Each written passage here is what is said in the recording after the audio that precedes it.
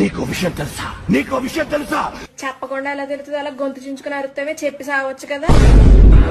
రావే! ఎక్కడికి రావచ్చు దొంగ నా కొడక? అట్లక్కడ ఎర్రగా కాల్చి పిర్ర మీద వాతలు పెడతాను దొంగ నా కొడక. ఇంట్లో పనులని నువ్వు చేస్తావు వస్తే నేను చచ్చి 3 రోజులు అయ్యింది. చత్తే సావు. ఎవరికి నాకేమన్నా చెప్పి వచ్చావా? నాకేమన్నా ఆస్తి రాసి ఇచ్చావా?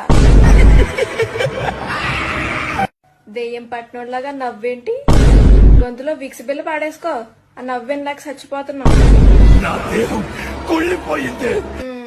అందుకే రోజు సబ్బుతో మంచిగా రుద్దుకుని స్నానం చేయమని చెప్పేది. సరిగ్గా స్నానం చేయకపోతే అలాగే దేహాలు అయ్యి కుళ్ళిపోతాయి. వదలకపోతే చీపురు కట్ట తిరిగేసి ముడ్డు మీద వాతలు పెడతాను.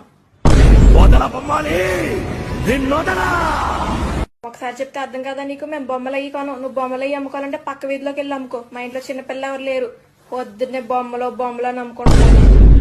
నీకు విషయం